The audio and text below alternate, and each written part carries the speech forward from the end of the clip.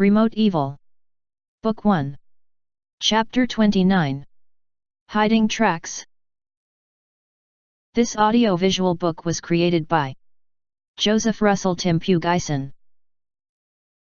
This time they were able to reach the town without anyone or anything attacking them. They stopped to ask for help to the first person they saw in town. The person they asked for help saw how badly they were wounded and drove them to the police station, where they told the police their horrible experience in the forest before they almost simultaneously became unconscious from all their wounds and exhausting ordeal. They were both taken to the hospital for immediate treatment. The police immediately sent a scout team to search for the rapist of Cherry. They will conduct a full manhunt on the rapist once John Jr. is well enough to point them the exact location of the camper van, because he is the only one who knows where the location of the camper van is. Cherry cannot help the police yet as well. She was also too wounded and exhausted to assist the police in their investigation. According to the doctors that examined her, she needs to be treated first immediately and she needs to rest for a while. She besides has no idea who her rapist is, and she does not even know what he looks like. She does not even know where she is. Everything is unknown to her, including the town which helped her. All the police knows for now is that there is a big fire raging in the forest. It is burning out of control. That is why the police and the emergency personnel of the town have to put on hold their search for the rapist of Cherry and prioritize their effort in putting out the large burning fire in the forest. It raged for several days. While the fire in the forest burned, Cherry just slept in the hospital. But she lightly slept. She would wake up randomly and look around her as if she is being stalked or someone was trying to hurt her. If not for her mother, who was by her side now in the hospital, she would not calm down. The police officer outside her hospital room always have to appear in front of her each time she wakes up, otherwise she would complain non-stop to her mother and to the hospital staff that she is not safe. She barely ate. She has to be calmed down most of the time by medicines, otherwise she panics every time a person besides her mother tries to come in contact with her. But John Jr. is different.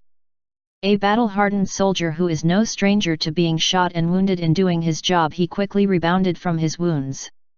He easily gave to the police more detailed directions to the camper van and the weapons technology he encountered.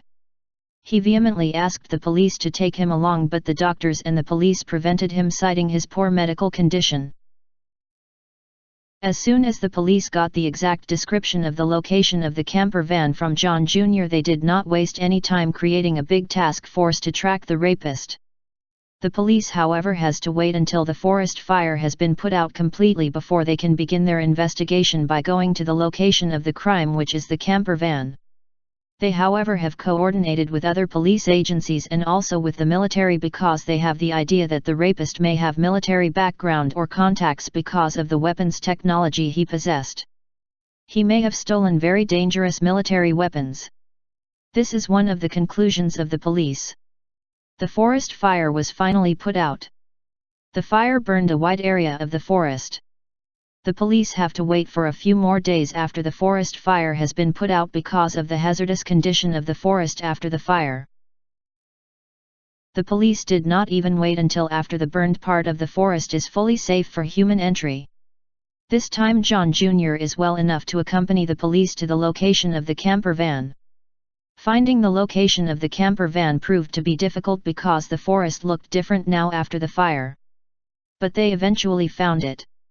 It was inside the burned part of the forest. They did find the location of the camper van, or what is left of it.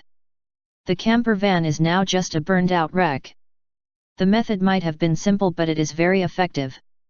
The police later found out in their investigations that very hot burning substances were used to turn the camper van to a burnt out wreckage whose steel structures have been twisted almost to beyond recognition. All non-metal objects in the camper van were either removed or were burned to ashes. The perimeter of the camper van was also fully scorched. They believe that the camper van must have been intentionally set on fire, so there will be no clues left to enable the police to track the rapist. After some time, the police, with the help of John Jr. again, also found what remained of the two drones. Another dead end. The burned out parts of the two drones were scattered as if they exploded. After further investigation, the police suspect that the drones might have self-destruct capabilities, considering the rapist will have very limited time to manually cause the drones to explode while getting away from the forest fire. Further investigation also revealed that the burned-out drones contained fragments of explosive shells used for bazookas. They concluded that the rapist may have either bought weapons from syndicates that steal military weapons or is a part of a gang that has access to military weapons. With the many crimes of military weapons theft that are left unsolved, the investigators concluded that it would be very difficult to trace the rapist based on what remains of the camper van and the 2 drones. Investigators from the military also joined in the investigation by now. They were particularly concerned about the large drone which Cherry and John Jr. battled in the clearing of the forest. Based on how Cherry and John Jr. described the drone, the military investigators concluded that it was similar to a prototype military drone that was just completed and is now undergoing combat testing. They were more concerned that the particular drone in question is not only similar to the military's top-secret drone, but it was also more advanced, particularly in combat capabilities, based on the description of Cherry and John Jr. regarding how it nearly killed them with its features. The military clearly wanted their hands on the rapist. He was considered a threat to national security, and they have begun investigating anyone who belonged to the team that developed the top-secret military drone, hoping one of them is the rapist or has a relation to the rapist. The military seriously investigated everything about Cherry. Her relation to Dan and his still unsolved death, whom they now consider to be related to her kidnapping, is being thoroughly reviewed. They now believed that Dan may have been killed by the same drone that attacked Cherry and John Jr. Although difficult, they finally convinced Cherry to participate in the investigation. They seriously investigated the men in the life of Cherry, especially those who courted her or whom Cherry thinks has a secret desire on her. It was not long before they concluded that Norman is one of the top suspects.